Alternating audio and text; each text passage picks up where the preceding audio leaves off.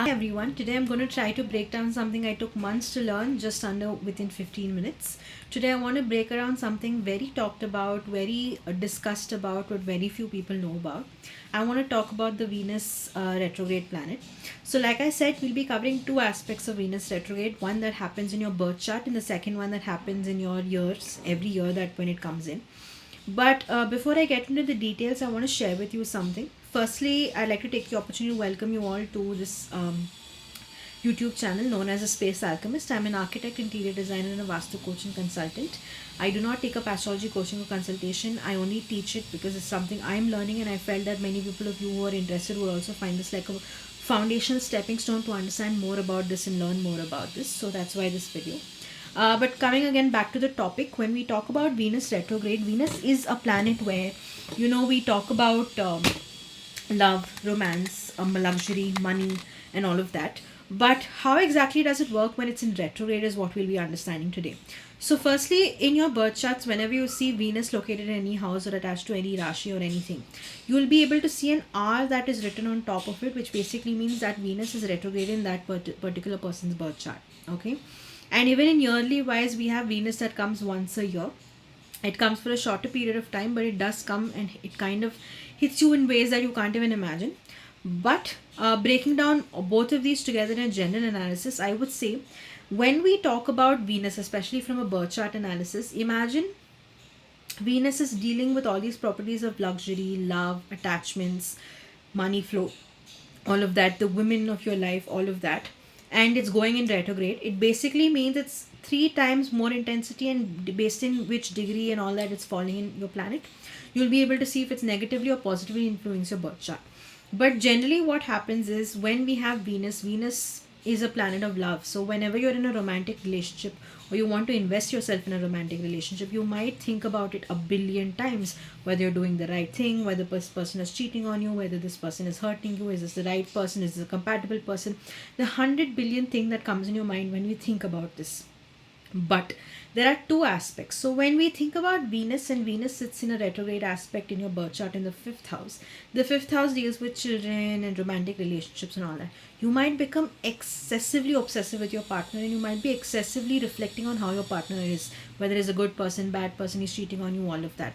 And by chance, if you have malefic combinations along with Venus in retrograde, say for example Ketu or Rahu, when we talk about Venus plus Rahu, Rahu is a planet of obsession. You might be extremely obsessed with the person, or you might become a heartbreaker. You might have multiple relationships because initially, whenever Venus is in retrograde, people tend to leave you because of their over compulsive nature or over obsessive nature or overly you become just, you start getting into everything of theirs, and they kind of feel that they lack personal space. You might come into that aspect. So when you come into Venus with Rahu, you will be able to see that either you will be a heartbreaker with multiple relationships, or you might be the heartbreaker, or somebody might break your heart, and you might go through multiple relationships in the same aspect as well. So this is just one example. Similarly, when you come to Venus in retrograde in the seventh house, or Venus in retrograde say in your first house, every aspect that each house is associated with is going to be more affected by, keeping in mind whether it's positive or negative based on individual birth charts. But this was just an example of the same. When we talk into Venus in a yearly analysis, Venus is a planet, like I said, it's a more soft, it's a more kind, it's a more loving planet. It wants to deal with love, romance, relationships, and all of that. But every year, whenever you go through or have a Venus relationship, if any of your ex has left you for another person, or if you left that person for another person, or there was some unfinished business between your personal relationships, specifically, I would like to say romantic relationships, you will be able to see that person will somehow come back swirling into your life. You'll either meet them randomly, you will have unresolved emotions that pop up when you meet that person.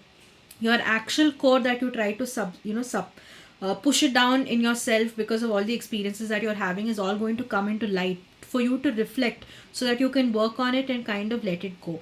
Because most of the times what happens when a breakup happens between a couple, either one of them or both of them tend to go into rebound relationships to kind of fill that spot that they have, because they don't want to immediately feel that emotions of loss or have a breakdown or a mental breakdown. So they immediately go into these, what we call or term it as rebound relationships. They immediately jump into those. Even after some period of time they are in that rebound relationship, somewhere they start understanding that this person is not for them, and they start reflecting on the previous relationship. that they ghosted or moved on or whatever. That is the point where you have either some post of your exes that is there, or randomly your ex texts you back, or your ex-husband texts you back, or whatever these happens, a drunk call from your ex-husband. All of these are aspects that come in, and this is when it will come into you reflecting. You might have heightened sense of emotions during this period. You might feel all the emotions that you felt initially when you're trying to break up with them, but this is coming so that you can reflect, resolve, and you can move on your path, okay, to finding either better. Because imagine if somebody, for example, if I am take in my consideration, if I say, imagine I dated somebody and I broke up with them randomly. Even if I'm carrying that burden for years, even in my next relationship, that burden is going to spill over. When I'm moving with a clean slate is only when I'm able to reflect and say, this has happened, I've made peace with it, now I have to move on to a next relationship. That is when you'll actually be able to detach, cut the cords, and say, okay, this is how I'm moving on. So that is why Venus brings into action. Imagine when you have Venus retrograde and you had multiple relationships with people. It's not one person that you're trying to detach in, because every time you've invested in each person, there might be something that you had to resolve, especially if you've left without any resolution. So you will have multiple cut cordings that happen, and most of the times, all of these exes might come together to kind of hit back at you or something. Those experiences might happen during this phase as well.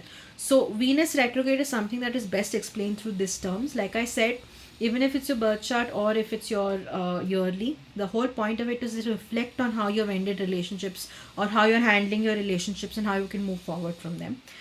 Intensity again depends on individual people and which year, what phase they're going through, all of that. So that's pretty much it about Venus retrograde. So saying that, thank you very much.